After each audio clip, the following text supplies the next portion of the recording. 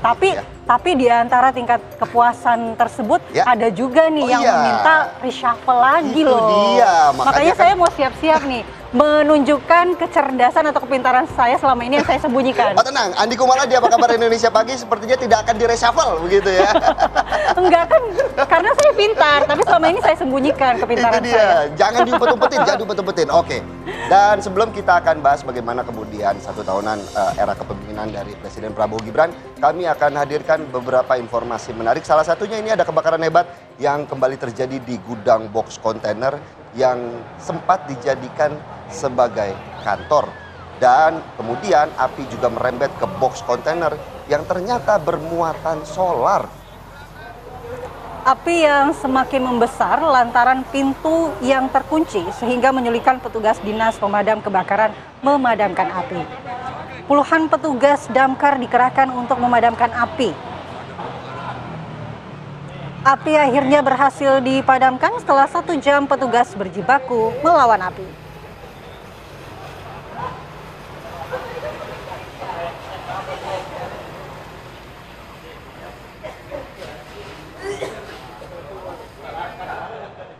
Masih kebakaran, pemirsa, 3 kios di Kota Bogor, Jawa Barat terbakar. Diduga kebakaran berasal dari kebocoran gas dari kios penjual gorengan.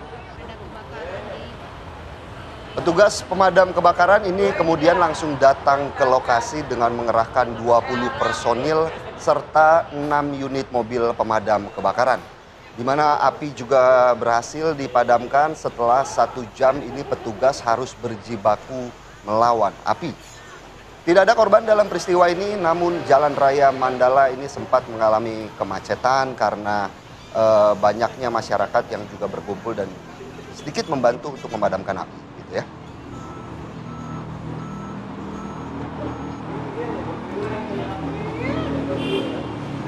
Kita beralih ke berita lainnya, pemirsa. Hujan yang mengguyur Balikpapan, Kalimantan Timur ini kemudian menyebabkan 1 buah rumah roboh dan menelan 2 korban jiwa. Inilah rekaman dari kamera CCTV milik warga, detik-detik rumah roboh. Kalau Anda lihat, itu terlihat bahwa rumah roboh ini kemudian terjadi di RT 60, Kelurahan Muara Rapak, Balikpapan Utara. Warga yang mengetahui kejadian langsung membangunkan warga dan berusaha menghubungi pihak BPBD Balikpapan. Peristiwa itu terjadi pada pukul 1.30 dini hari dan di dalam rumah terdapat 4 orang terdiri dari ibu dan 3 anaknya. Dari 4 korban tersebut 2 meninggal dunia, ibu dan anak remaja usia 15 tahun lantaran tertimpa bangunan dan 2 orang lagi masih dalam perawatan intensif. Diketahui wilayah Batu Butok Kelurahan Muara Rapak ini kerap terjadi pergeseran tanah lantaran terletak di perbukitan dan drainase yang tidak memadai. Inilah pentingnya fondasi ketika membangun rumah supaya apabila ada fenomena alam seperti ini juga masih kokoh begitu ya. Iya, harus disesuaikan dengan kondisi geografis Indonesia ya, rawan bencana.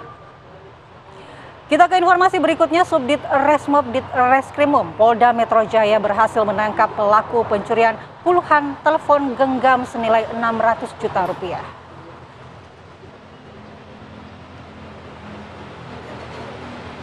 Seperti inilah pemirsa rekaman CCTV saat pelaku membobol toko ponsel di sebuah mal yang berada di kawasan Cikarang, Jawa Barat. Di mana juga kalau kita lihat bagaimana aksi dari pelaku ini cukup santai, Andi Kumala dan pemirsa. Bahkan ini dilakukan ketika toko baru saja tutup. Karena dari rekaman CCTV di pojok kiri atas ini menampilkan jam, biasanya jam 10 itu baru tutup. Ya. Pelaku kemudian langsung membobol paksa kunci keamanan toko, di mana setelah berhasil masuk ruang penyimpanan, ini pelaku berhasil membuka paksa lemari penyimpanan handphone, di mana kalau tadi Andi Kumala sudah menjelaskan, ini sebanyak 48 telepon genggam senilai 600 juta rupiah berhasil dicuri. Ya. Beruntung berbekal dari rekaman CCTV, polisi dari Subdit Resmo Polda Metro Jaya berhasil mengidentifikasi pelaku dan menangkap pelaku yang sepertinya ingin melakukan transaksi jual beli ya. Iya. Andi Kumala ya. Setelah pencurian kemudian langsung dijual. Pelaku merupakan pengusaha kontainer telepon seluler dan dari hasil pemeriksaan ini pihak kepolisian berhasil menemukan motif di mana pencurian ini dilakukan untuk memodali usahanya sebagai counter jual beli dan juga jasa servis ponsel.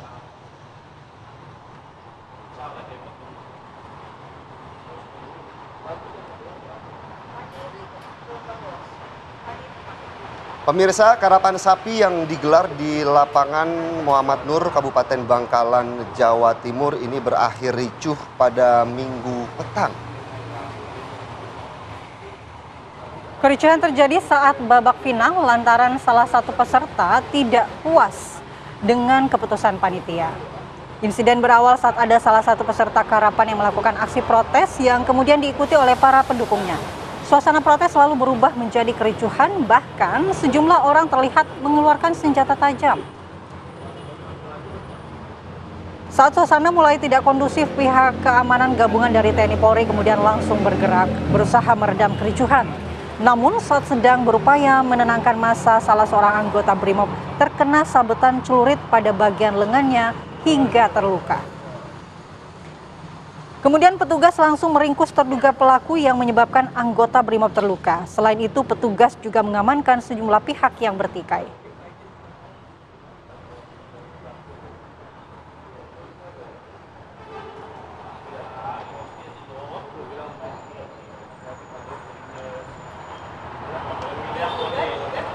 Tiga ekor harimau Sumatera terekam kamera pengawas di kantor Badan Riset dan Inovasi Nasional di Agam, Sumatera Barat.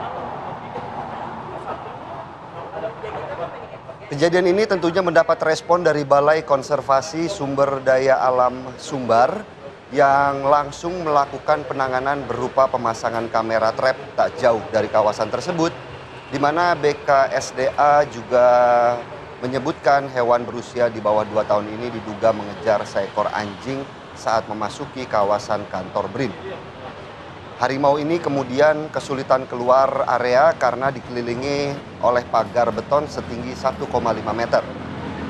Kini petugas sedang melakukan pemantauan intensif dengan drone thermal dan hasil pemantauan sementara ini menunjukkan masih ada 1 ekor harimau yang terjebak di dalam area perkantoran. Sepertinya kalau ada harimau terjebak di kantor begini, kemungkinan besar WFA ya karyawannya. Iya. Atau gimana ya? Tapi kalau Philip berpapasan sama harimau, apa yang dilakukan? Kabur lah. Tapi kan lari harimau sangat cepat. Pasrah aja kali ya. Kita ke berita selanjutnya pemirsa, seorang ibu yang sedang hamil muda tewas tersambar kereta komuter lain. Ini terjadi di perlintasan rel kawasan Kebon Baru, Tebet, Jakarta Selatan. Sebelum tertabrak, korban sedang berdiri di pinggir rel kereta api sambil memesan ojek daring. Saat sedang menatap layar telepon genggam, korban tidak menyadari rangkaian kereta komuter lain melintas dan langsung menyambar. Petugas Polsek Tebet dan identifikasi Polres Metro Jakarta Selatan yang tiba di lokasi langsung melakukan olah tempat kejadian perkara.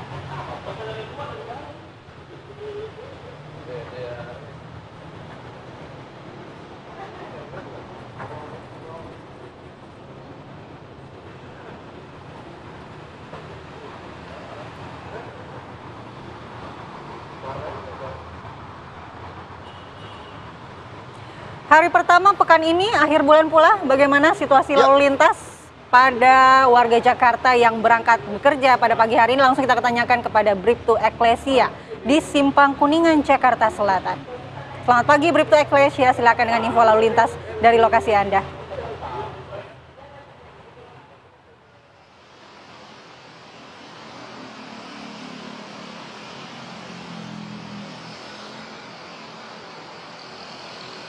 Baik, terima kasih Philip dan Mala. Selamat pagi pemirsa, bersama kami dari TMC Korlantas Polri akan menginformasikan situasi arus lalu lintas langsung.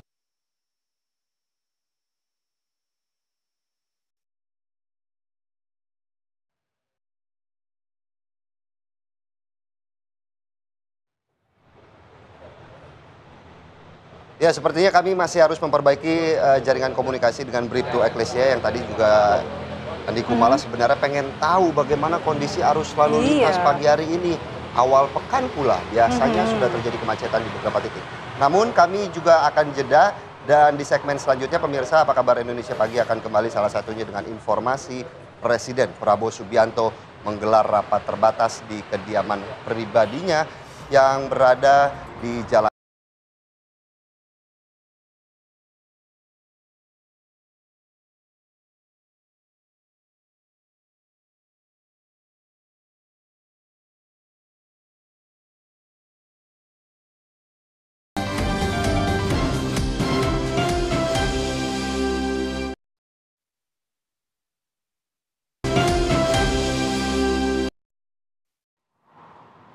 Masih di Apa Kabar Indonesia Pagi, pemirsa, Presiden Prabowo Subianto menggelar rapat terbatas di kediaman pribadinya di Jalan Kertanegara, Jakarta. Di mana pertemuan ini berlangsung pada sore kemarin, tentunya dengan agenda utama ini merupakan pembahasan bagaimana kemudian Presiden mendalami mengenai sains, teknologi, engineering, dan mathematics atau STEM. Sejumlah anggota Kabinet Merah Putih juga turut hadir dalam diskusi strategis ini, di mana ratas ini bertujuan untuk memperkuat fondasi pembangunan nasional melalui sektor-sektor kunci. Pembahasan mengenai STEM tersebut terkait pentingnya inovasi dan pengembangan SDM. Sementara itu di bidang sains, teknologi, dan matematika, Presiden Prabowo Subianto juga memberikan penekanan khusus terhadap pentingnya SDM yang kompeten bagi kemajuan dan daya saing bangsa di kancah internasional.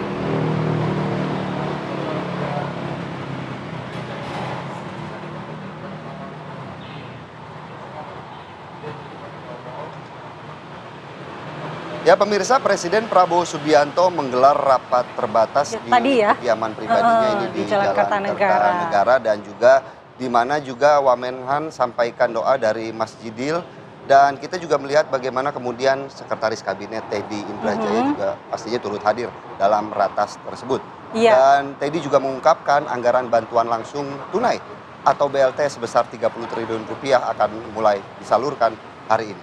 Ya, dana yang dikumpulkan untuk penyaluran BLT ini berasal dari efisiensi anggaran yang dilakukan pemerintah pada awal tahun ini.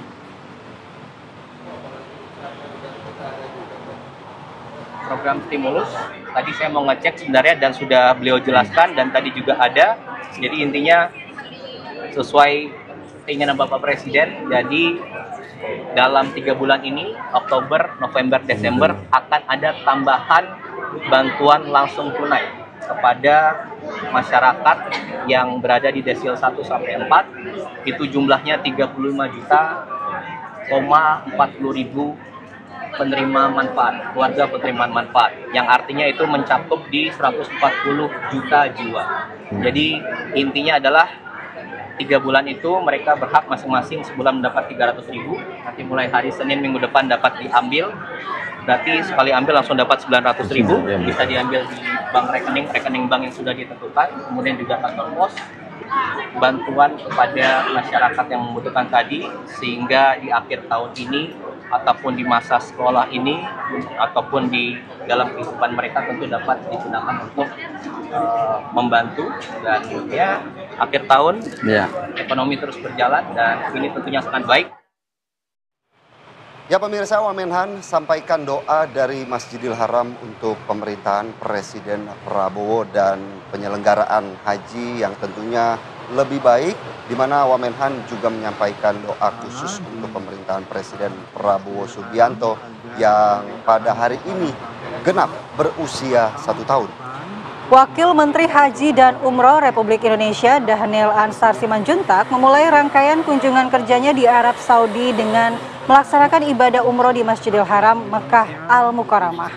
Dalam kesempatan tersebut, Wamen Haj menyampaikan doa khusus untuk pemerintahan Presiden Prabowo Subianto yang pada 20 Oktober ini genap berusia 1 tahun, serta harapan bagi penyelenggaraan haji yang semakin baik, bersih, dan berintegritas. 1 tahun pemerintahan Presiden Prabowo, tentu kita berharap dan berdoa kepada Allah Subhanahu wa Ta'ala. Hari ini Wamen Haj menyampaikan doanya ya. Saat ini Presiden Prabowo membutuhkan dukungan seluruh rakyat Indonesia untuk memperbaiki dan menata ulang negeri ini agar cita-cita menjadi bangsa yang maju dan disegani dunia bisa diwujudkan. Dan Wamenhaj juga yakin Presiden Prabowo mampu melakukan berbagai perbaikan besar dengan dukungan penuh seluruh rakyat Indonesia.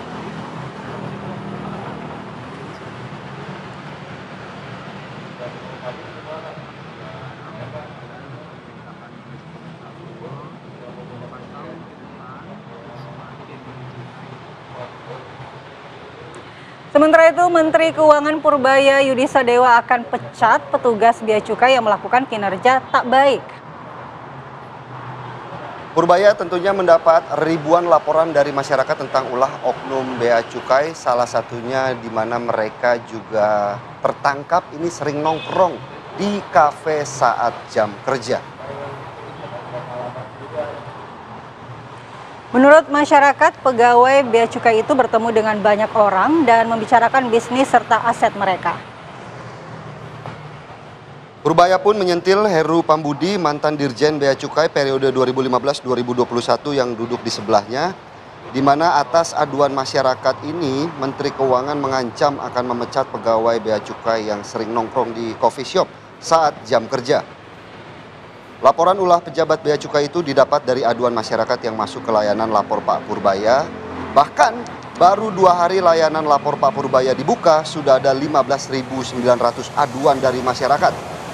Dan tentunya laporan paling banyak ini terkait ulah pejabat Bea Cukai.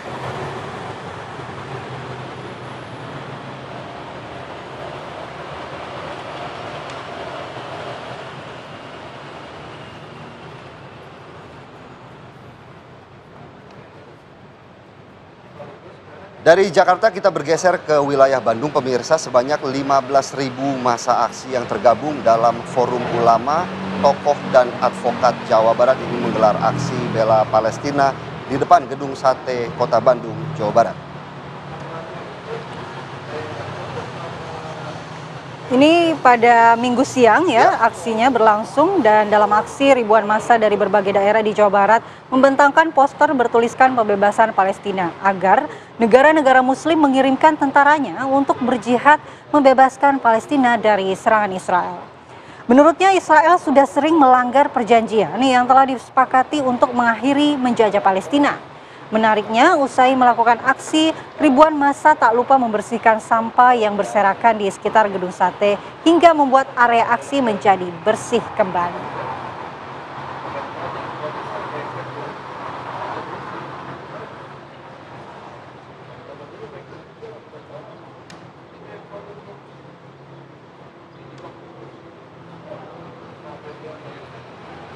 Informasi lainnya, pemirsa, Badan Riset dan Inovasi Nasional BRIN mengungkap air hujan di Jakarta mengandung partikel mikroplastik berbahaya dari aktivitas manusia di perkotaan.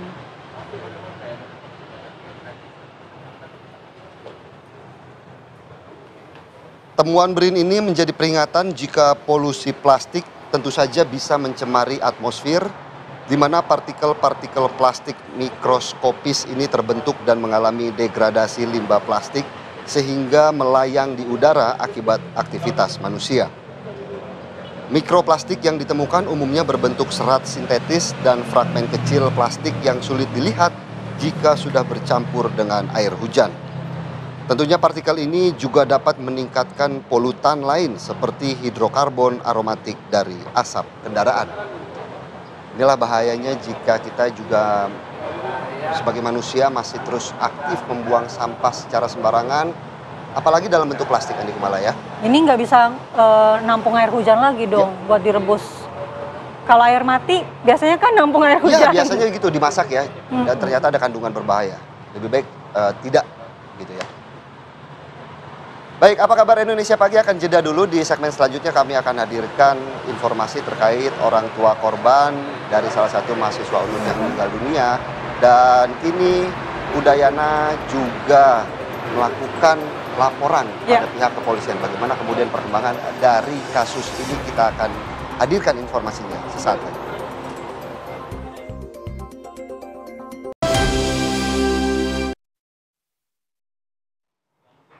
Masih bersama kami pemirsa, aksi adu jotos antara pengendara sepeda motor dengan sekelompok orang diduga debt collector terjadi di Kota Tangerang, Banten. Aksi tersebut direkam oleh warga dan viral di media sosial hingga mendapat ribuan komentar lantaran kerap membuat resah. Seperti inilah pemirsa video adu jotos antara pengendara dengan sekelompok orang di Jalan Irigasi Sipon, Kelurahan Kenanga, Kecamatan Cipondoh, Kota Tangerang, Banten. Aksi saling jotos yang direkam oleh warga itu kemudian viral di media sosial, bahkan mendapat ribuan komentar negatif. Kelompok tersebut memang kerap nongkrong tak jauh dari lokasi kejadian, di mana warga pun juga merasa resah dengan keberadaannya. Warga berharap pihak kepolisian dapat menangkap para pelaku.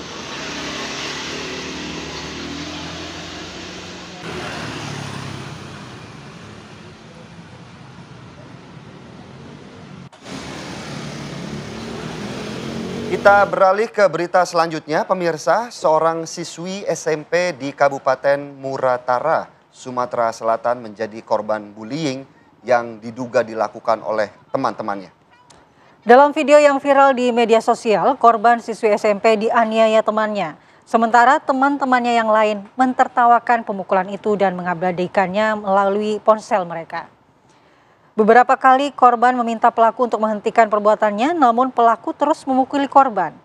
Akibat pemukulan itu, korban mengalami luka lebam di beberapa bagian wajahnya dan sempat mengalami sakit di bagian dadanya. Penganiayaan terhadap korban terjadi karena korban salah kirim emoji pesan WhatsApp kepada pelaku. Pelaku tersinggung dan melakukan pemukulan kepada korban.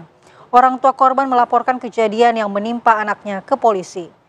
Dinas Perlindungan Perempuan dan Anak Kabupaten Musirawas Utara ikut turun tangan.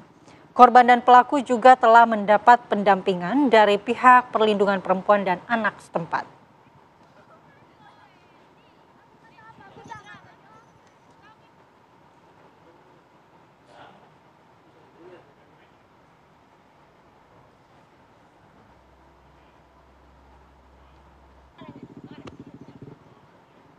Pihak Universitas Udayana Bali melakukan upacara mecaru atau pembersihan menurut agama Hindu.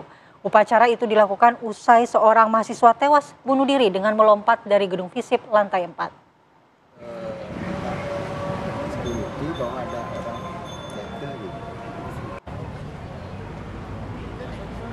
Sejumlah mahasiswa dan dosen Fakultas Ilmu Sosial dan Politik Universitas Udayana ini tampak di layar kaca berkumpul di depan gedung fakultas.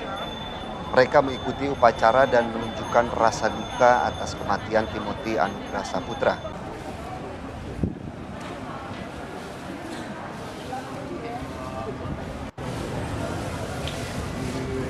Timothy merupakan mahasiswa jurusan Sosiologi Universitas Udayana Bali yang tewas bunuh diri dengan loncat dari atas gedung FISIP tersebut. Pihak kampus kemudian menggelar upacara mecaru atau pembersihan sesuai agama Hindu untuk memutus kedukaan pasca kejadian ini.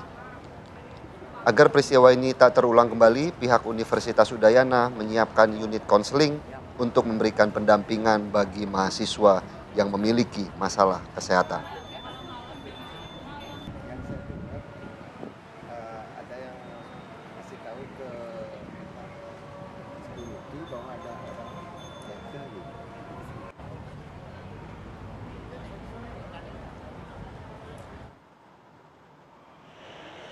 Ya pemirsa, orang tua korban mahasiswa Universitas Udayana yang tewas diduga melompat dari lantai 4 gedung Fakultas Ilmu Sosial dan Politik melapor ke polisi dan Polresta Denpasar hingga kini masih menyelidiki penyebab kematian korban.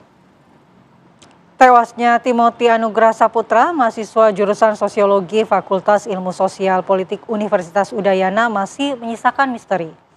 Orang tua korban pun telah melaporkan peristiwa tewasnya korban ke Polresta Denpasar untuk meminta kejelasan terkait penyebab kematian korban. Hingga saat ini polisi masih melakukan penyelidikan dan belum memastikan korban tewas karena bunuh diri atau kecelakaan. Hal ini dikarenakan tidak ada saksi yang benar-benar melihat korban melompat dari lantai 4 gedung dan tidak ada rekaman CCTV di lokasi kejadian. Polisi juga masih menyelidiki adanya perundungan terhadap korban dari mahasiswa lain selama menjadi mahasiswa.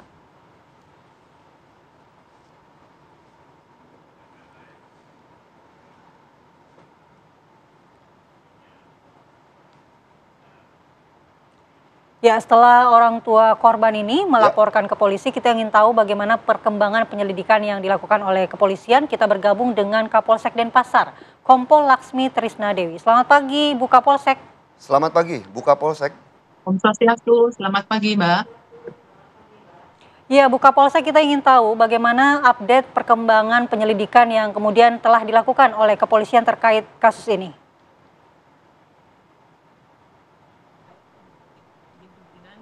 Pada pagi ini kami akan memberikan jawaban atas pertanyaan-pertanyaan dari rekan-rekan media.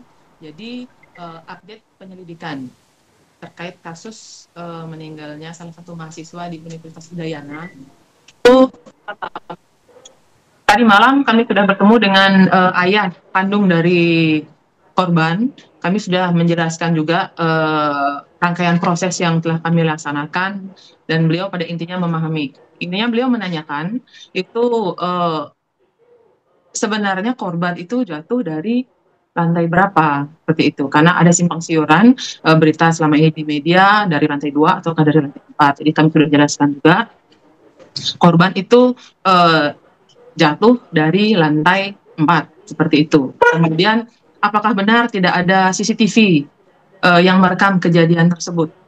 Itu pertanyaan dari ayah korban. Kami jelaskan juga kalau CCTV di lobi pada saat korban itu datang, kemudian pada saat korban terjatuh itu ada. Jadi terekam oleh CCTV pada saat korban masuk ke gedung itu di lobi depan. Di CCTV yang sama juga merekam pada saat korban terjatuh. Namun memang di lantai 4 itu ada CCTV, tetapi CCTV-nya rusak. Kami sudah koordinasi dengan pihak kampus juga. Itu rusaknya CCTV di lantai 4 itu diperkirakan dari sekitaran tahun 2023. Itu.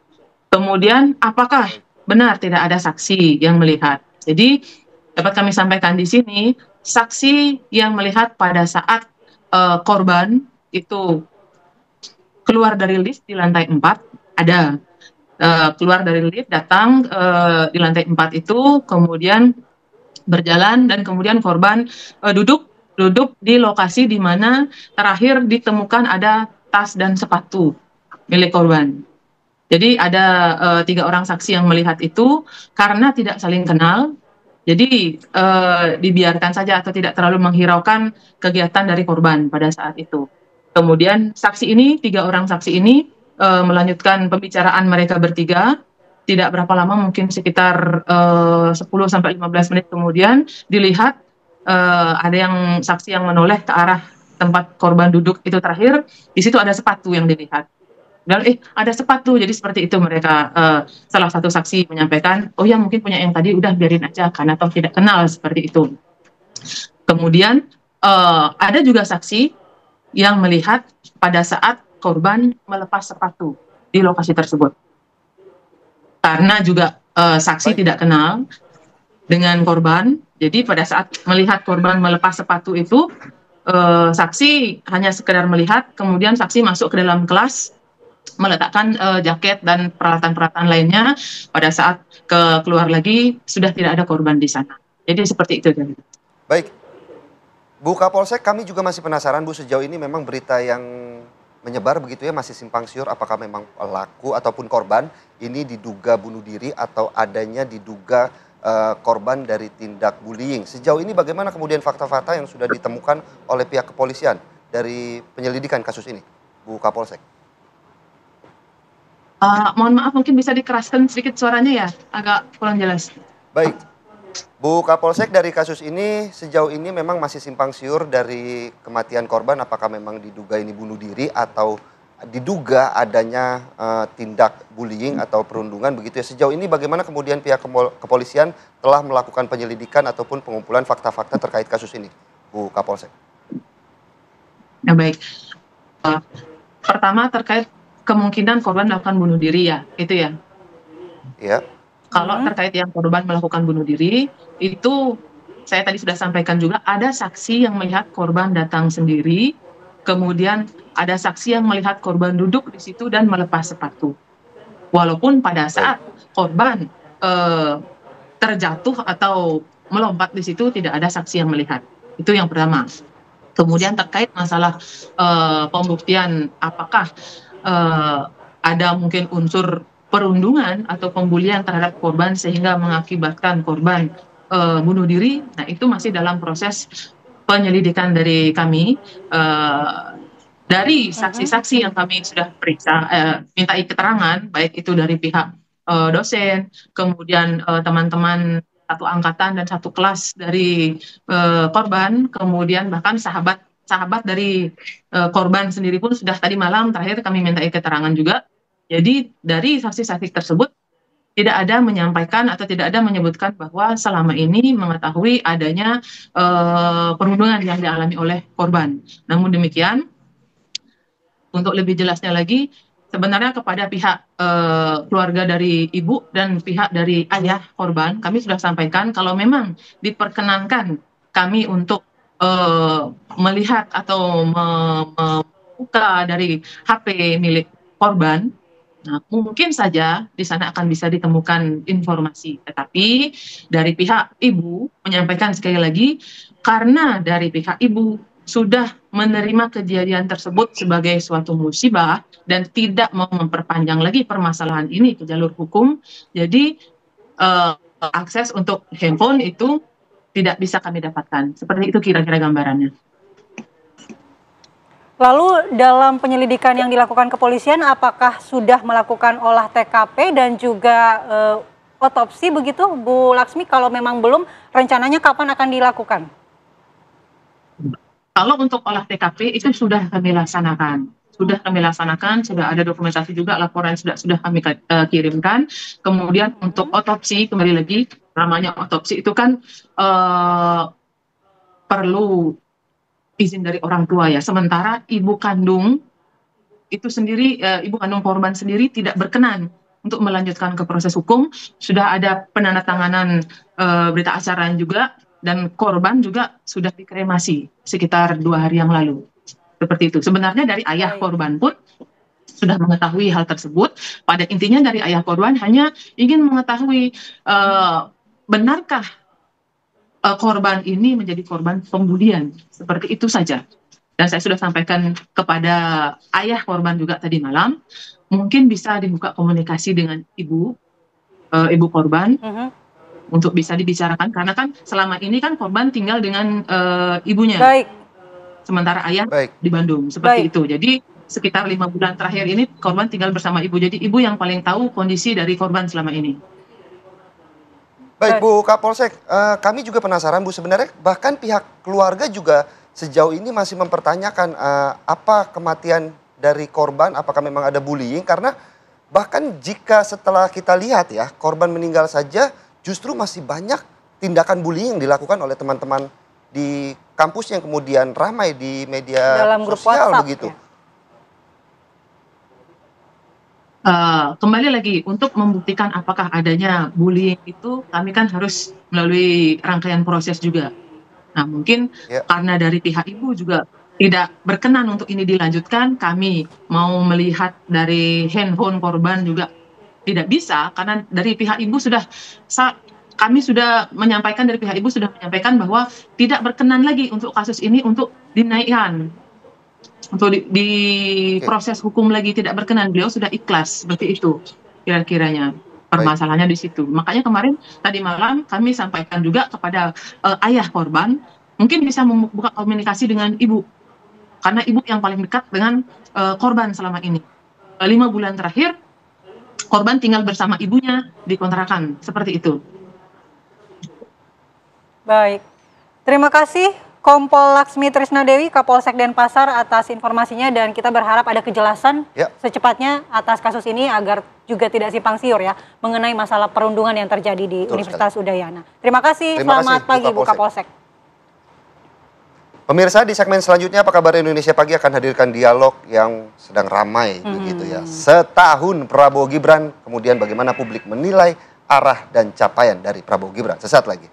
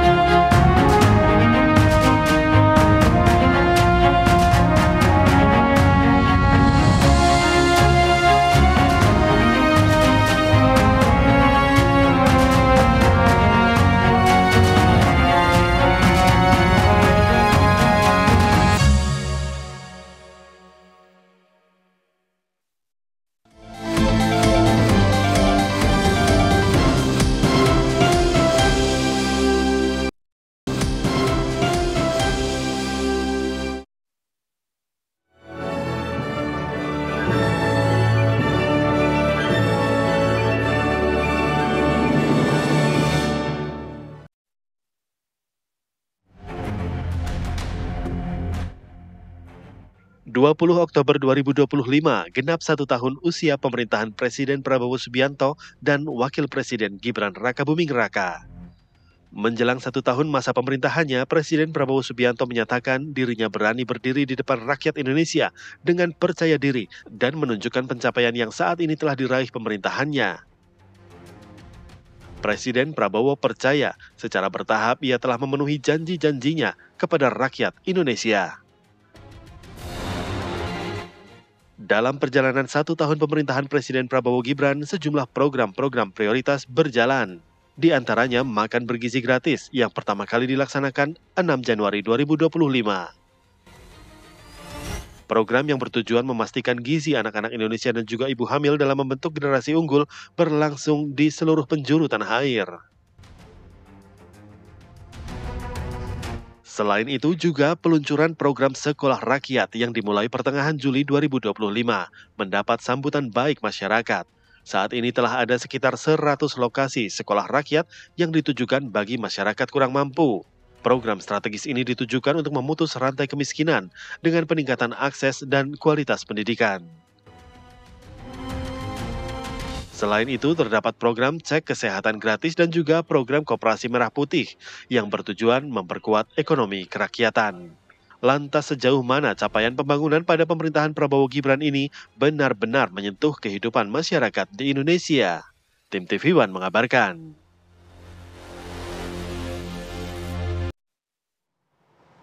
Tidak terasa sudah Andi Gumala, genap 1 tahun Presiden Prabowo Subianto bersama Wakil Presiden Gibran Rakabuming Raka memimpin Indonesia. Selama 1 tahun sudah banyak program-program yang tentunya dilanjutkan dan juga dilahirkan di era kepemimpinan dari Prabowo Gibran. Tentunya sejauh ini bagaimana sih kemudian rakyat kita memandang tingkat kesuksesan ataupun keberhasilan dari program-program yang telah dijalankan oleh Prabowo Gibran. Betul, karena sudah ada survei yang kemudian merilis bahwa 78,1% ini tingkat kepercayaannya dan kepuasan dari masyarakat Indonesia di pemerintahan Prabowo Gibran. Langsung aja kita tanya ke sumbernya, karena di sini sudah ada Mas Hanta Yuda dari Poltreking. Selamat pagi, Mas Hanta. Kemudian ada Bang Hensa, pengamat politik. Selamat pagi, Bang Hensa. Selamat pagi. Udah siap dengan analisisnya. Ya. Dan ada juga Bang Dhanil Ansar Simanjuntak, politisi Partai Gerindra yang sekaligus juga Wamenhaj ya, yang berada di Mekah saat ini ya. Assalamualaikum, selamat pagi Bang Dhanil. Selamat pagi Bang Dhanil. Waalaikumsalam, Mbak Mala, Mas Philip, Bang Hensa, Mas Hanta. Assalamualaikum. Iya, waalaikumsalam. Bang Dhanil tahan dulu ya. Wah, jam 3. Demi Aki Pagi loh, ini live-nya dini hari. Baik Bang Dhanil, tahan dulu karena kita mau mengulik dari survei yang dilakukan Mas Hanta Yuda ini. Dari 78,1% itu top of mind-nya apa sih yang menjadi indikator tingkat kepuasan dan kinerja dari pemerintahan Prabowo Gibran? Ya, secara umum kita menanyakan tingkat kepuasan secara umum ya, itu gabungan Presiden Wapres 78,1%. Nah, pendalamannya di dalam survei poltreking kita apa alasannya yang puas itu kalau di data kita ada beberapa alasan, yaitu seperti dianggap kepemimpinan yang tegas dan berwibawa, bantuan pemerintah tepat sasaran. Ini yang mengapresiasi positif ya. Kemudian menilai karena alasan program makan bergizi gratis dan adanya program pencegahan dan pemberantasan korupsi. Nah, tetapi juga ada alasan yang tidak puasnya, itu yang puas 71 sekian persen, 78,1%, yang tidak puas 19,3%. Jadi karena ekonomi yang belum stabil alasannya, kemudian bantuan tidak tepat sasaran 15%-nya, ada kasus korupsi juga bagi yang tidak puas menilai 8%. Jadi ada dua faktor itu. Nah, kalau didalami lagi, ada pertanyaan kita, apa sungguhnya program yang anggap paling bermanfaat, yang paling tepat sasaran, yang kemudian ini dikonversi bisa menjadi salah satu faktor yang membuat diapresiasi positif kinerjanya. Misalnya program MBG, itu salah satunya kemudian bantuan subsidi upah, itu juga masuk dalam pertanyaan kita, itu juga diapresiasi. Kemudian kartu Indonesia Sehat, kartu Indonesia Pintar, juga layanan kesehatan gratis. Jadi 5 program itu paling tidak menjadi salah satu faktor yang mendorong tingkat kepuasannya relatif cukup tinggi ya di 78,1%. Tetapi secara umum kami juga menanyakan kepuasan bidang. Di bidang itu ada 3 yang diapresiasi positif, yaitu bidang pendidikan, kesehatan, dan pertahanan keamanan. Angkanya di atas 75%. Tapi ada 3 bidang juga diapresiasi sebaliknya, yang negatif. Yaitu 1 bidang hukum dan pemberantasan korupsi, hanya 68%, di bawah 70% semua. Bahkan ada yang di bawah 60%. Kemudian di bidang stabilitas politik dan stabilitas nasional, itu tingkat kepuasannya di angka 65%. Nah, yang menarik, ini menjadi PR paling penting bagi pemerintah adalah tingkat kepuasan di bidang ekonomi, hanya 57%. Nah, ini saya kira menjadi PR, 3 ini, bidang politik dan stabilitas nasional, hukum dan pemberantasan korupsi, dan ekonomi, itu menjadi PR penting untuk disejajarkan dengan bidang lainnya seperti pendidikan, kesehatan yang cukup relatif baik. Kalau dari survei yang telah dilakukan oleh poltreking, artinya apakah juga memunculkan indikasi apakah ketidakpuasan ataupun kepuasan dari masyarakat ini terkait kinerja pemerintahan dari Prabowo Gibran karena program-programnya yang berjalan, atau menteri-menterinya yang kemudian dinilai, oh ini kurang puas, oh ini kurang maksimal, seperti itu? Bang Hanta. Iya, 2 faktor itu sama. Kita juga melakukan audit persepsi penilaian dari publik. Yang pertama dari sisi program yang kita tanyakan yang tepat sasaran apa, seperti saya sampaikan tadi, ada 5 program itu paling tidak. Tetapi di saat yang sama ada persepsi negatifnya. Dianggap yang kurang tepat juga hal yang sama bagi yang tidak puas. Nah, ada yang menarik juga dari data survei kami ini, kita menanyakan tingkat persetujuan publik terhadap reshuffle kabinet yang dilakukan oleh Presiden. Itu dari yang tahu 90%-nya, yang tahu ya, kalau kita tanya yang tahu bahwa ada reshuffle yang sudah dilakukan, 90%-nya setuju ada reshuffle. Nah, kemudian kita tanyakan lagi apakah perlu ada reshuffle ke depan, mayoritas masih hampir 40% mengatakan perlu reshuffle. Alasannya apa? Ini saya ingin menjawab pertanyaan itu, adalah kinerja menteri, terutama alasan yang perlu dilakukan reshuffle, menteri yang bagaimana? Yang paling maksimal itu karena alasan kinerja yang belum memuaskan. Jadi kontribusi menteri positif memberikan dampak positif karena kinerjanya pun juga sebaliknya. Jadi saya kira ini kan melengkapi bagi Presiden, konteksnya dengan menteri tadi, ada evaluasi teknokratik yang mungkin Presiden punya instrumennya, ada lembaganya sendiri, ada evaluasi politik terkait dengan perimbangan kekuasaan, koalisi, dan sebagainya. Nah, tetapi survei semacam ini perlu pertimbangan publik ya, jadi politik, teknokratik, dan publik. Nah, persepsi atau penilaian di publik ini kita nilai juga, dan salah satu poin pentingnya bahwa saya kira pemerintahan sekarang harus fokus pada basis kinerja. Karena stabilitas politik kan sudah tidak ada masalah lagi. Bahkan kebanyakan yang kerap kita kritik, tidak ada lagi praksis yang di luar pemerintahan. Faktor-faktor itu. Dukungan publik dengan data ini relatif juga tidak terlalu buruk ya, juga relatif baik. Nah, karena itu saya kira faktor utamanya ada faktor kinerja bagi menteri Kinerja. yang perlu dievaluasi dengan cukup intensif dan dengan tegas saya kira. Oke, kalau Bang Hensa menanggapinya seperti apa? Apakah angka 78,1% di tahun pertama pemerintahan itu bisa dianggap luar biasa, biasa saja atau seperti apa? Ya itu menurut saya bagus ya, karena ada beberapa hal kan catatan yang menjadi kenyataan sehari-hari lah gitu ya. Misalnya ekonomi tadi sudah disampaikan memang kan 57% aja, dan itu kan terasa sekali. Pak Prabowo berusaha memperbaiki kondisi itu, ada program magang nasional, kemudian kemarin tadi saya nonton di TV One juga tuh, Pak Teddy ya, menyampaikan hari ini bisa Mencairkan BLT. dicairkan tuh sekitar hampir sekitar 11 triliunan lah. 30. Ya untuk 30 juta orang, Ya. 34 juta orang. Itu kalau dikali 300.000 kan, itu sekitar 11 triliun. Phil. Oke, Jadi kita sudah dihitung rupanya. Jadi itu besar sekali dan berusaha untuk dipenuhi. Tapi memang kondisinya kan memang Pak Prabowo berkali-kali menyatakan bahwa yang dia urus itu adalah masyarakat miskin ya. Nah ini di kelas menengah ini memang masih menjadi pekerjaan rumah gitu. Dan memang Pak Prabowo harus menyelesaikan beberapa beban di pemerintahan Pak Jokowi ya.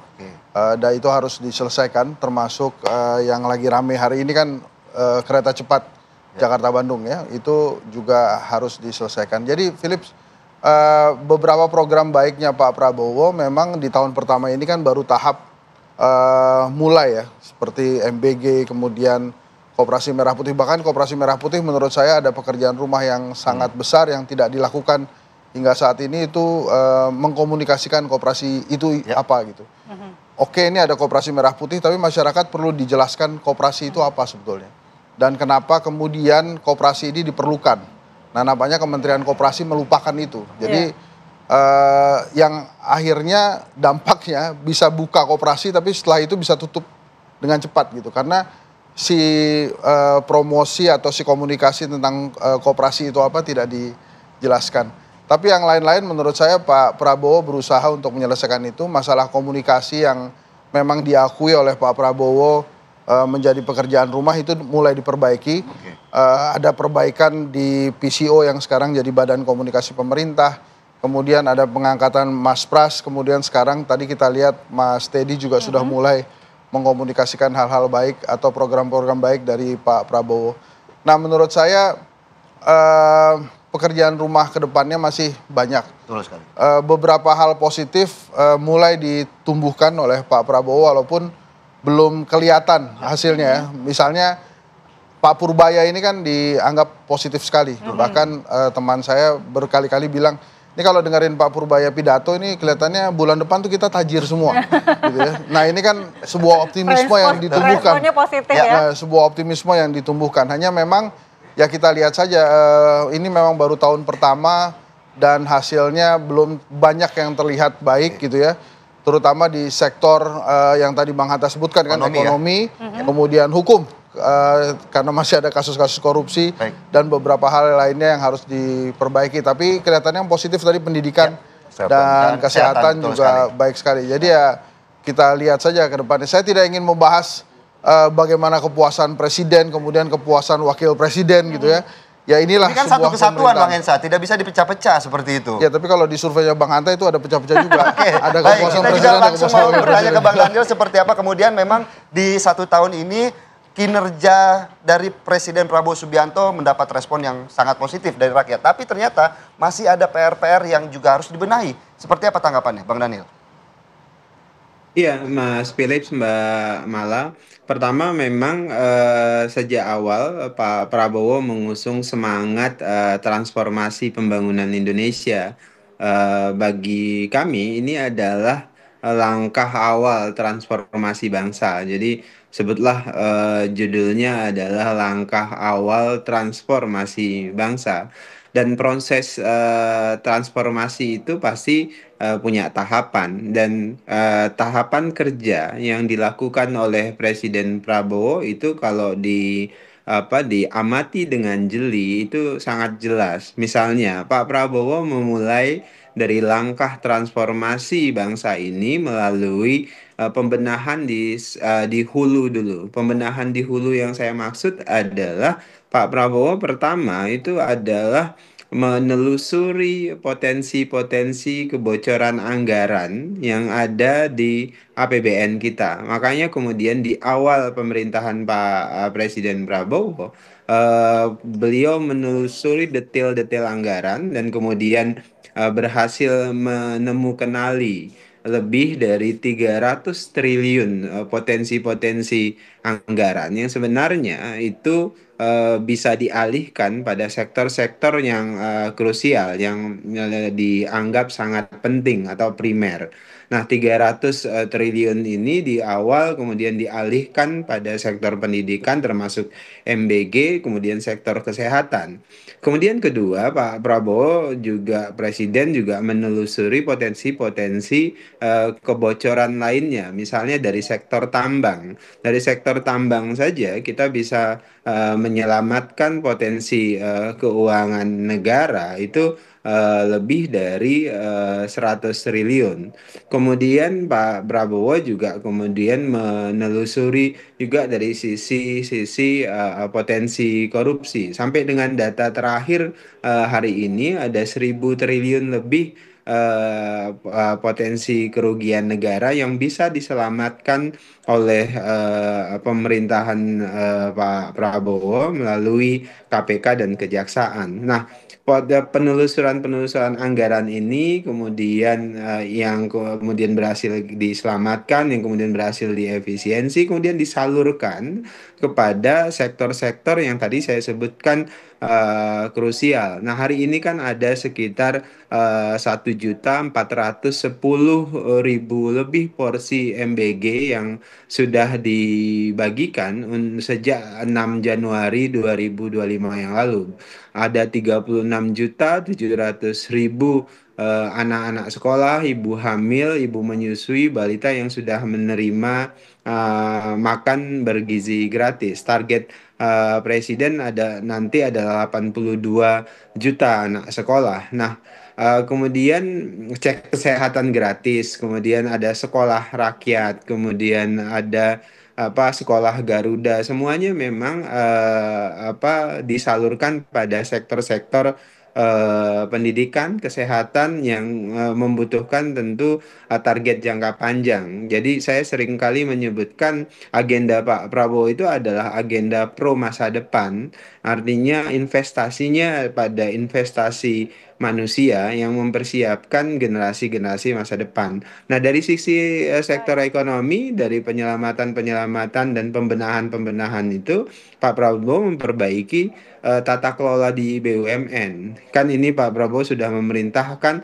agar BUMN itu diperkecil dari yang ribuan jumlahnya hanya jadi sekitar 200-an saja. Nah, itu prosesnya sedang dilakukan untuk melakukan efisiensi dan efektivitas. Artinya BUMN harus bisa menjadi salah satu pendorong ekonomi Indonesia. Nah, dan antara sekarang menjadi salah satu perusahaan negara yang mengelola Baik, Bang Daniel. wealth fund kelima terbesar di dunia, dan itu yang kemudian nanti bisa menjadi daya ungkit bagi pembangunan ekonomi. Banyak lagi sektor di diplomasi kita. Saya pikir hari ini memasuki era baru di mana peran peran Indonesia sangat diperhitungkan di percaturan dunia. Begitu Mbak Mala,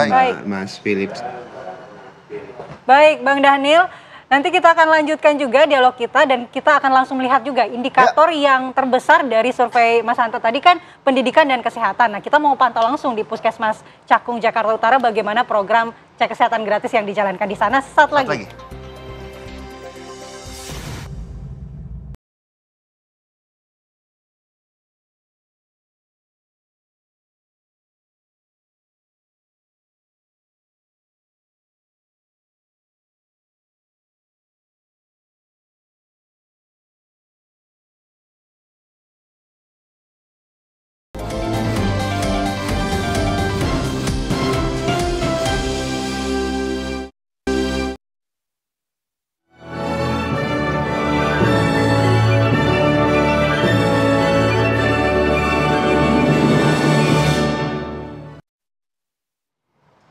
Kembali di Apa Kabar Indonesia Pagi, pemirsa. Setahun pemerintahan Prabowo Gibran, kita masih mau memantau bagaimana program-program prioritas dijalankan. Salah satunya adalah cek kesehatan gratis yang tentunya ini mendapatkan respon dari masyarakat, tingkat kepuasan yang cukup signifikan di angka 76,6%.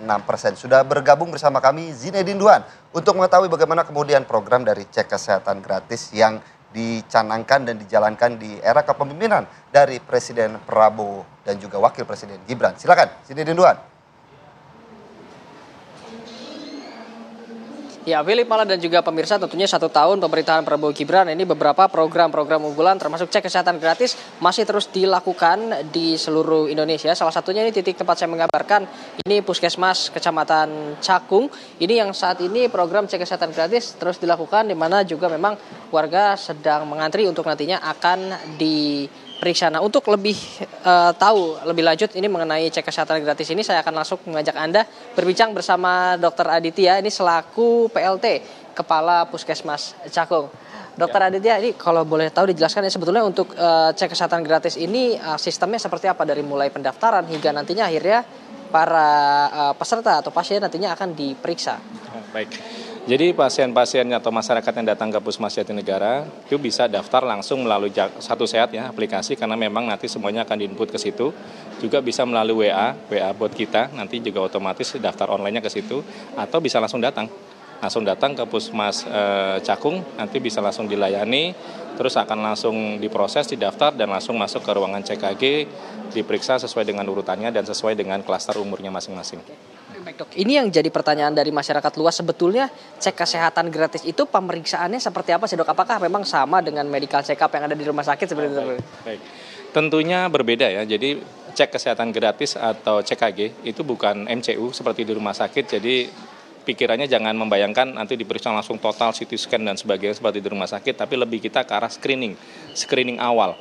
Jadi pasien-pasien yang datang atau masyarakat yang datang itu nanti akan diperiksa sesuai dengan klaster umurnya. Tentunya kalau bayi atau lansia ya nanti kelainan-kelainan hormonal, kelainan-kelainan bawaan apa yang berisiko ada di bayi tersebut atau anak-anak tersebut. Nanti kalau dewasa ya tentunya apakah dia merokok, terus darah tinggi atau tidak, dan seterusnya. Lansia juga sama. Jadi lebih ke arah kuesioner atau setiap ya pemeriksaan awal. Jadi tiap resiko penyakit itu nanti akan ada toolsnya masing-masing, Mas.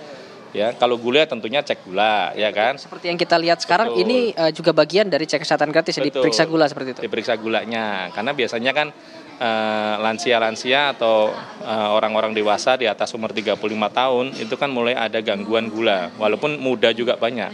Nah, dari sini kita bisa nangkep nih DM atau pasien-pasien yang berisiko diabetes tadi bisa segera kita tangani dengan lebih dini lagi.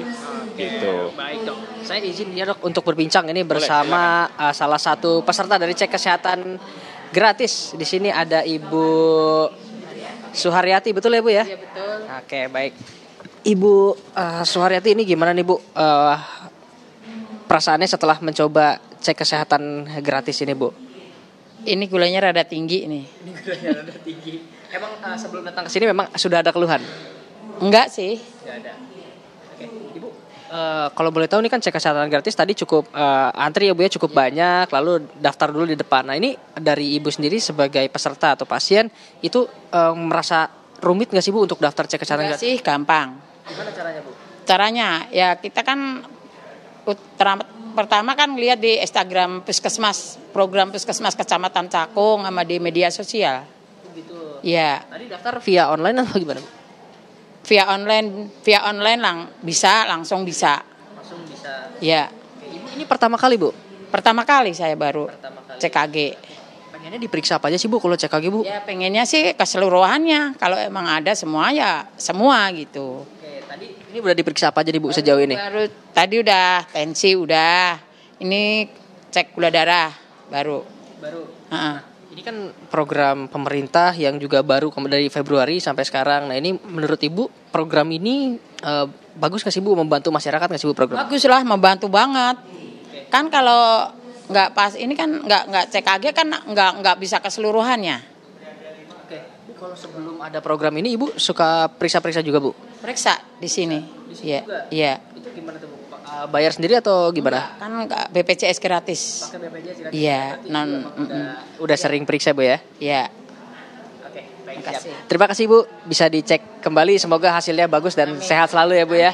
Ya itu dia pemirsa, kami tadi berbincang bersama PLT Kepala Puskesmas Cakung, lalu juga dengan peserta dari cek kesehatan gratis yang menyebutkan juga bahwa sistemnya cukup mudah untuk dilakukan, bisa daftar langsung di tempat, bisa juga daftar via online dengan hanya ada satu syarat, yaitu harus memiliki NIK atau KTP, bahkan jika KTP tertinggal di rumah, asal ingat dengan NIK-nya bisa. Jika sebelumnya pada bulan Februari ini cek kesehatan gratis dilakukan atau bisa diakses ketika kita berulang tahun atau setelah ulang tahun, namun peraturannya sekarang sudah diperbarui, jadi bisa kapanpun setiap orang bisa melakukan cek kesehatan gratis kapanpun dengan jumlahnya 1 kali setiap tahunnya. Untuk sementara itu informasi yang dapat saya sampaikan, saya kembalikan ke studio Philip Mala. Baik, terima kasih laporan langsung Sinedin Duhan dari Puskesmas Cakung, Jakarta Timur terkait dengan program cek kesehatan gratis. Philip udah pernah cek KG belum? Sejauh ini saya takut kalau cek KG. Kenapa? Banyak penyakit saya gitu ya. Takut periksa gula ya? Takut diabetes. Banyak kena janji manis soalnya, takutnya diabetes gitu.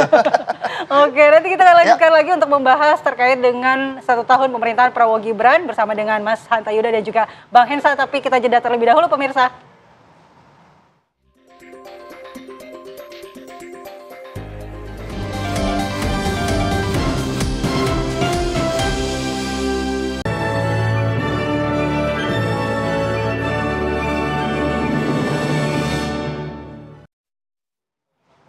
Kembali di Apa Kabar Indonesia Pagi, langsung saya mau bertanya kepada Bang Hensa. Bang Hensa, bagaimana kemudian menanggapi atau menyikapi sebenarnya angka kepuasan dari masyarakat terkait 1 tahun kinerja dari Presiden Prabowo dan Wapres Gibran ini? Apakah memang ini salah satu capaian yang terbaik di era-era presiden sebelumnya, atau kemudian melihat memang ada angka-angka yang belum tercapai di 1 tahun kepemimpinan Prabowo Gibran? Kalau kepuasan itu biasanya dekat sama kesukaan juga. Jadi kalau ada rasa suka biasanya kepuasan itu juga tinggi. Jadi waktu pada saat Pak Jokowi kan orang sukanya banyak tuh di awal-awal ya. Di awal-awal Pak Jokowi itu yang suka banyak, makanya kemudian kepuasan dia juga tinggi. Nah kalau sekarang memang banyak sekali penilaian publik yang harus dibereskan ya.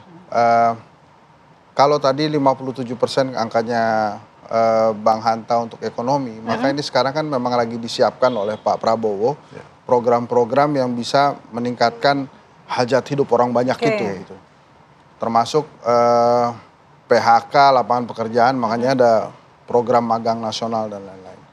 Tapi yang paling penting itu adalah bagaimana kinerja menterinya Pak Prabowo ini memang ditingkatkan gitu, sesuai dengan keinginan Pak Prabowo untuk mesejahterakan Indonesia.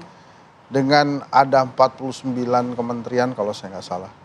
Ini harusnya tingkat kepuasannya itu lebih tinggi dari itu. Jadi artinya memang ada menteri-menteri yang memang harus terus-menerus oleh Pak Prabowo dievaluasi. Pak Prabowo ini kan kayak manajer tim sepak bola ya. Jadi melakukan reshuffle itu seperti pergantian pemain sepak bola. Jadinya nggak langsung banyak gitu. Sedikit gitu. Tapi itu yang diharapkan oleh masyarakat, bukan tentang reshuffle-nya, tapi bagaimana tentang kehidupan kita ini membaik. Kalau tadi saya katakan di ekonomi ada purbaya yang masuk, terus kemudian ada optimisme tinggi juga di kalangan masyarakat, itu bukan berarti masyarakat akan terus-menerus memuja-muja Pak Purbaya gitu, dan memuja-muja tim ekonominya Pak Prabowo. Sebetulnya kan indikatornya gampang aja, kalau kantongnya nggak tebel-tebel, tipis terus ya, ini lama-lama masyarakat ngomel juga. Kayak misalnya sekarang kan ada case tentang beras premium yang memang dibatasi ya pembeliannya. Di pusat-pusat perbelanjaan di Jakarta itu kentara sekali pembatasan, misalnya 5 kg hanya 2 kantong, 10 kg, 20 kg hanya 1 kantong, 1 kantong. Itu tentunya menimbulkan keresahan tersendiri itu. Walaupun di pasar tradisional katanya memang ada semuanya, beras tersedia melimpah. Tapi kalau hal-hal seperti ini didiamkan, maka akan ada guncangan-guncangan di kelas menengah. Kan Pak Prabowo di Paradoks Indonesia sudah menjelaskan, dan sekarang program-program Pak Prabowo itu menjelaskan bahwa kemiskinan buat seorang Prabowo itu ya diterjemahkan dalam program ini. Orang miskin itu nggak bisa makan makanan bergizi, makanya terus kemudian ada MBG. Kesehatannya nggak bagus, ada cek kesehatan gratis. Pendidikannya nggak bagus, ada sekolah rakyat. Jadi semuanya diterjemahkan dalam program-program ini. Ekonominya nggak oke, ada koperasi merah putih gitu. Artinya Tapi program-program Pak Prabowo juga langsung menyentuh rakyat-rakyat yang memang membutuhkan seperti itu, Bang. memang langsung membutuhkan, tapi kalau kemudian tidak ditopang dengan program-program komunikasi yang bagus, nanti hasilnya juga nggak bagus juga. Makanya ada perubahan-perubahan, perombakan-perombakan di tim komunikasinya Pak Prabowo ini juga hal yang positif. Walaupun menurut saya, tadi ya saya menggarisbawahi koperasi merah putih. Kan sampai hari ini nggak ada tuh sebuah kampanye tentang apa sih koperasi gitu. Oke. Kalau ditanya ke saya, misalnya koperasi itu ya dulu tempat jual kertas ulangan. Itu kan waktu kita sekolah kan itu. Kalau beli kertas ulangan ya di koperasi. Atau kebanyakan orang mikir koperasi itu ya simpan pinjam. Simpan Itu pinjam. pun banyak pinjemnya daripada simpannya. Sama buat belanja tapi ngutang. Nah, misalnya begitu. Padahal kan koperasi merah putihnya Pak Prabowo ini justru untuk meningkatkan angka 57%-nya Mas Hanta tadi. Jadi ketidakpuasan di ekonomi, salah satunya ini lewat koperasi merah putih. Walaupun di level atasnya ada Danantara ya. Yang kemudian sekarang di mata Pak Purbaya juga punya tempat tersendiri. Tapi Danantara ini diharapkan memang bisa meningkatkan ekonomi dari sisi yang lain dibandingkan compare dengan koperasi merah putih yang tadi. Hanya yang jelas, sebentar dikit lagi ya. Hanya menurut saya memang keinginan masyarakat untuk pendidikan yang bagus, kesehatan yang baik, kemudian juga ekonominya yang baik juga ini menjadi hal yang sangat penting. Jadi kalau kemudian sekarang tantangannya adalah di lapangan pekerjaan, banyak PHK, kemudian harga-harga sembako yang naik, dengan adanya misalnya BLT yang baru saja diluncurkan, ya mudah-mudahan saja itu bisa menutup beban ekonomi rakyat yang hari ini ada dan bisa meningkatkan 57% angkanya Mas Hanta tadi gitu. Oke. Silakan. Kita minta tanggapan dari Bang Daniel langsung nih terkait dengan kinerja kabinet yang dinilai cukup besar, harusnya tingkat kepuasannya ini lebih tinggi dari itu lagi Bang Daniel. Terutama ini di bidang ekonomi yang dinilai masih rendah dibandingkan dengan pendidikan dan kesehatan. Bagaimana Bang Daniel menilai evaluasi terkait bidang ekonomi? Iya, pertama memang tidak mungkin semuanya bisa di cover selama 1 tahun belakangan ini. Tentu tadi saya sebutkan ada tahapan dan proses yang harus dilalui, dan roadmap yang dipilih Pak Prabowo itu cukup jelas terkait dengan bagian mana yang menjadi prioritas beliau di awal, terutama tadi yang hal-hal yang primer menyentuh kebutuhan masyarakat kita yang paling rendah. Kalau istilah data sekarang itu istilahnya desil 1 sampai dengan desil 4, atau yang mengalami kemiskinan ekstrim. Nah, itu prioritas presiden, termasuk tadi benar seperti disampaikan oleh Bang Hensat, ya kelompok-kelompok yang paling rentan itu yang kemudian menjadi prioritas Presiden Prabowo mengalokasikan anggaran APBN yang dikelola pada saat ini. Nah, kemudian kedua, pada prinsipnya Presiden ketika mendorong mengungkit ekonomi Indonesia, pendekatannya adalah ekonomi rakyat, ekonomi konstitusi. Makanya kemudian Pak Prabowo merevitalisasi koperasi. Nah, memang kritik Bang Hensat tadi harus dibenahi, dan kita sepakat dengan hal tersebut. Kan ada kritik juga yang menyampaikan kok koperasi justru sekarang pendekatannya adalah top down bukan down top begitu, karena pada prinsipnya kan koperasi itu dibangun dari para anggota di bawah, kemudian dibangun dengan badan usaha yang punya prinsip kekeluargaan, kemudian tujuan utamanya adalah mensejahterakan para anggota yang ada di koperasi tersebut. Presiden paham betul bahwasannya semangat berkoperasi ini belakangan ini itu mengalami diminishing, gitu, ada penurunan, padahal ini adalah ekonomi konstitusi kita. Nah, oleh sebab itulah kemudian distimulus melalui pendekatan peran negara agar kemudian masyarakat di bawah itu dibantu membentuk badan usaha dalam bentuk koperasi yang itu bisa menstimulus nanti prinsip-prinsip ekonomi konstitusi kita, yaitu prinsip ekonomi kekeluargaan, di mana koperasi sebagai badan usaha itu bisa memastikan para anggota yang berhimpun di koperasi tersebut itu bisa lebih sejahtera sejak awal. Nah, itulah yang kemudian negara intervensi agar koperasi bisa lebih menyebar di seluruh Indonesia. Nah, prinsipnya sebenarnya Presiden Prabowo ingin mendorong spesialisasi pada sektor-sektor yang dianggap memiliki skala ekonomi yang sangat besar. Nah, kemudian yang ketiga, tentu Presiden memberikan stimulus kepada mereka-mereka yang rentan di sektor ekonomi, misalnya mereka yang masih menganggur. Makanya kemudian ada program magang nasional, kemudian ada saat ini mulai hari ini diberikan semacam bantuan langsung tunai kepada lebih dari 30 juta kelompok yang rentan, istilahnya adalah desil 1 sampai 4, jadi sekitar 900.000 per orang, dan ini akan membantu mengungkit menstimulus kegiatan ekonomi di masyarakat. Baik, Mbak Daniel, kalau kita juga kemudian bergeser kepada Bang Hanta, kalau kita juga melihat data dari Poltreking bahwa ini kan tingkat kepuasannya sudah dirilis bidang per bidang. Kemudian kalau kita kemudian mencocokologi begitu ya, apa yang kemudian Presiden Prabowo Subianto kemarin sudah sampaikan. Ada peringatan pertama, peringatan kedua. Kalau sampai peringatan ketiga masih susah dibilangin, reshuffle. Nah, ini arahnya kemana kira-kira Bang Hanta? Ya, saya kira itu positif ya ketegasan Presiden Prabowo, karena menteri ini kan instrumen bagi presiden untuk meningkatkan performa pemerintah, bagaimana presiden harus menunaikan janji-janji kampanyenya, menjalankan program-program prioritas. Salah satu instrumennya adalah menteri. Kapanpun mau diganti harus diganti. Karena itu saya kira positif dalam konteks agar para menteri tidak bersantai, tidak ada yang merasa aman. Jadi kapanpun, apalagi tadi saya katakan urusan politik selesai, bahkan kebesaran, dukungannya kebesaran. Nah, karena itu fokus saja pada kinerja. Bagi menteri yang tidak bagus kinerjanya, mestinya segera diganti. Lampu kuningnya ada mengarah kemana? Ke menteri mana? Kira-kira. Ya, kalau terutama di sini kami merekam, terutama bidang ekonomi, karena PR-nya di bidang ekonomi, kita bicara secara teknokratik ya, karena evaluasi secara akademik, di mana tadi PR-nya soal ekonomi, yaitu isu tentang lapangan pekerjaan, bagaimana menurunkan angka pengangguran, itu yang menjadi problem. Kemudian kedua, mengendalikan harga kebutuhan pokok.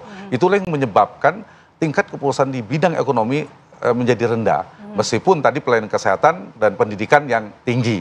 Nah, di titik ini maka menurut saya presiden harus lebih fokus bagaimana menteri-menteri di bidang ini kemudian tidak sesuai performanya, segera diganti. Karena kalau misalnya performa atau kinerja para menteri bagus, itu kan secara umum kinerja presidennya, pemerintah dianggap positif, memiliki dampak. Nah, kalau berangkat dari meningkatkan kesejahteraan masyarakat, nah kalau masyarakat ditingkatkan kesejahteraannya, tentu tingkat kepuasannya kan naik. Nah, hal yang kedua, saya kira yang juga penting diperhatikan presiden, sama pentingnya ya, satu, menunaikan, merealisasikan janji-janji kampanye, karena kita merekam dari sisi publik. Yang kedua adalah bagaimana strategi komunikasi ke publiknya.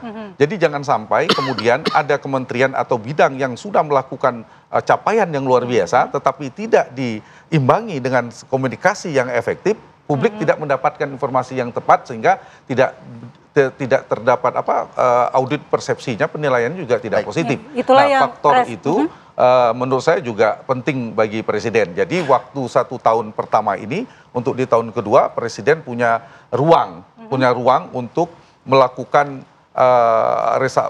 melakukan evaluasi secara lebih komprehensif. Lagi-lagi adalah menteri yang harus dipantau serius.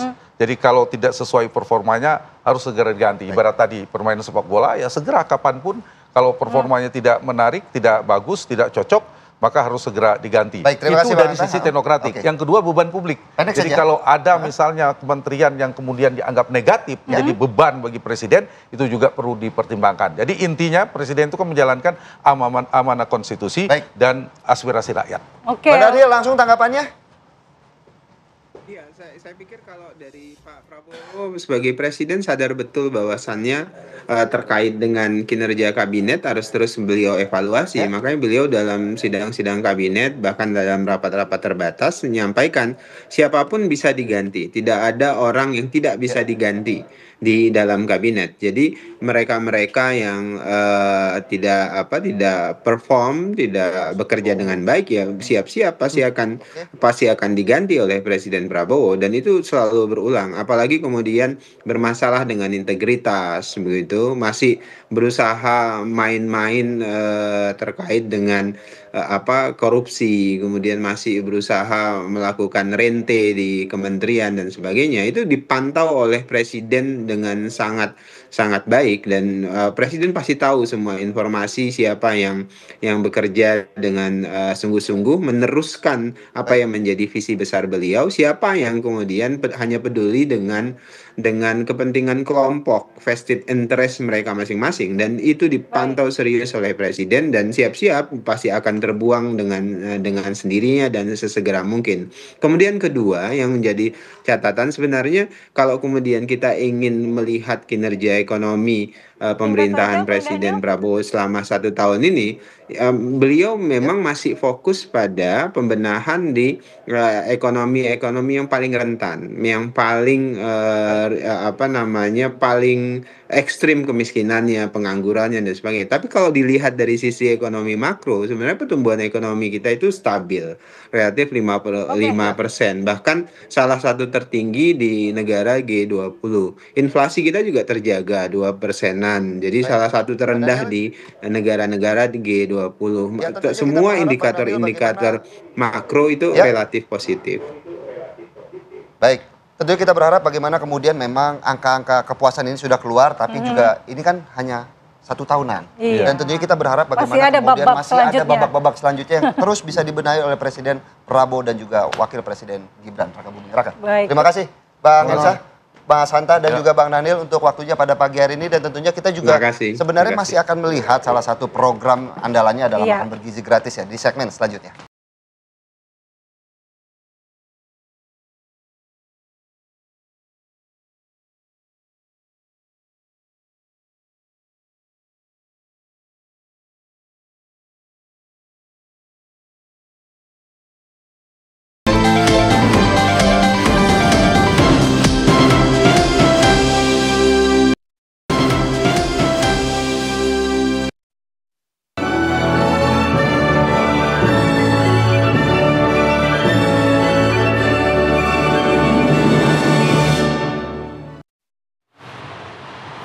Masih dalam 1 tahun pemerintahan Prabowo Gibran, kita mau memantau program unggulan makan bergizi gratis di SD Negeri 07 Pulau Gebang, Jakarta Timur. Sudah ada Hapsa Syafira di sana. Selamat pagi Hapsa, silakan dengan laporan Anda. Ya, selamat pagi Philip, Kumala dan juga pemirsa. Tepat setahun yang lalu, di mana di layar kaca Anda terdengar bahwa sebuah janji anak-anak di Indonesia akan makan secara gratis, bergizi dan juga setiap hari di sekolah. Yakni program bergizi gratis ini ada di SD 07 Pulau Gebang. Kita melihat suasana makan bergizi gratis yang dilakukan oleh murid-murid kelas 6C di SDN 07 Pulau Gebang. Selamat pagi adik-adik. Pagi. Apa kabar semuanya? Senang nggak sama menu MBG hari ini? Coba yuk kita lihat pemirsa apa saja menu yang disajikan untuk makan bergizi gratis hari ini. Ini coba kita dikte satu-satu ya teman-teman ya. Ada apa pertama? Terus buahnya ada apa itu? Senang nggak semua? Senang ya, makan yang enak, abisin biar semangat Oke, pemirsa, kita sudah lihat bagaimana murid-murid di sini sangat senang dengan makanan hari ini, dan untuk mengetahui lebih lanjut terkait program makan bergizi gratis ini sudah bersama kami Kepala Sekolah SDN 07 Pulau Gebang, Ibu Katarina Yeni. Selamat pagi Ibu. Selamat pagi. Iya Ibu, ini menuju 1 tahun, hari ini 1 tahun pemerintah Prabowo Subianto dan juga Gibran Rakabuming Raka. Salah satu program prioritas yakni makan bergizi gratis. Kalau dari Ibu sendiri melihat program ini nih seperti apa Bu? Program MBG ini sangat bermanfaat untuk kami, terutama anak-anak di sekolah SDN Pulau Gebang 07. luar biasa karena anak-anak yang biasanya tidak sarapan mereka bisa sarapan seperti itu. Kemudian apa saja sih perbedaan ataupun tanggapan dari anak-anak melihat ini kan sudah bergulir sejak lama dari Januari, namun kalau dari SD 07 Pulau Gebang ini dari Desember karena sebagai sekolah simulasi begitu ya. Apa saja Bu yang sudah disuara-suarakan nih oleh teman-teman di sini? Untuk anak-anak, mereka juga memberikan masukan kepada kami bahwa program ini sangat bermanfaat bagi mereka. Mereka bisa tambah berat badan, mereka lebih fokus dalam belajar, mereka lebih bersemangat karena mereka menanti-nanti besok menunya apa ya gitu. Itu yang mereka nantikan setiap saat. Kemudian juga anak-anak ini menjadi lebih fokus dalam belajar. Hal itu juga memang sudah saya pastikan dari data anak-anak tersebut. Oke, kemudian tantangannya begitu Bu, pastikan setiap program ada tantangannya. Kalau dari sekolah ini sendiri apa saja sih tantangannya dan bagaimana cara mencari solusi dari tantangan tersebut? Kalau tantangan pasti di setiap saat itu ada ya, itu pasti ada sebuah program, pasti ada tantangan untuk sekolah. Nah, tantangan itu bagaimana caranya lah kita untuk mencari solusinya yang terbaik untuk anak-anak. Contoh aja satu, misalkan ada anak-anak yang tidak suka makan atau tidak suka sarapan gitu ya, mereka tidak terbiasa. Jadi mereka itu ya kami tidak memaksakan seperti itu. Jadi bisa makanan itu dimakan nanti setelah jamnya, atau mereka juga kami tidak pernah memaksakan kalau tidak suka dengan satu menu itu. Hanya kami menyarankan cicipi dulu menu yang ada, nanti baru kamu tahu rasanya seperti apa, nanti bisa dinikmati seperti itu. Oke, artinya walaupun ada tantangan namun program ini mendapatkan dampak yang positif begitu ya. Kemudian juga dari murid-murid SDN 07 ini menyuarakan hal-hal yang positif seperti naik berat badan, kemudian juga lebih fokus saat belajar dan hemat uang jajan ya Bu ya. Hemat uang jajan. Sangat ini mereka senang sekali dengan menghemat uang jajan. Anak-anak bagaimana menghemat uang jajan ya? Ya, jadi yang mereka biasanya selalu jajan, sekarang mereka bisa menghemat untuk ditabung. Oke, baik. Terima kasih banyak Ibu atas detail informasinya. Pemirsa, tadi kita sudah mendengar sendiri bagaimana anak-anak makan bergizi gratis, kemudian juga pendapat dari Kepala Sekolah SDN 07 Pulau Gebang, dan tentunya dari Prabowo Subianto juga sudah mengatakan bahwa kebermanfaatan program makan bergizi gratis ini telah mencapai 36,2 juta jangkauan, begitu artinya memang sangat bermanfaat tidak hanya untuk siswa namun juga para pekerja yang mana mencari lapangan pekerjaan. Demikian untuk informasinya, kami kembalikan ke studio. Baik, terima kasih Hapsa Safira terkait laporannya langsung dari SDN 07 Pulau Gebang untuk program makan bergizi gratis Prabowo Gibran. Dan pemirsa, apa kabar Indonesia Pagi masih akan kembali di segmen selanjutnya. Tentunya kami akan hadirkan informasi menarik lainnya untuk Anda.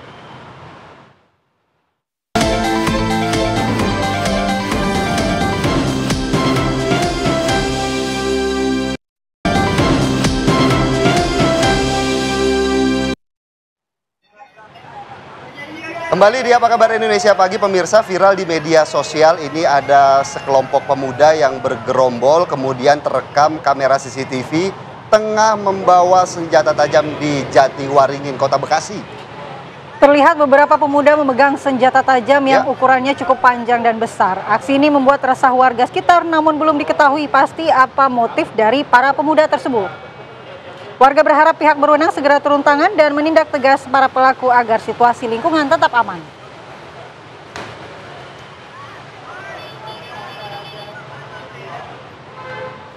Kabar tadi sekaligus menjadi akhir jumpa kita di Apa Kabar Indonesia Pagi hari ini. Saya Edi Kumala. Saya Filipus Yonaso, Aura Kasih Lari Pagi. Terima kasih telah menyaksikan Apa Kabar Indonesia Pagi. Sampai jumpa. Sampai jumpa.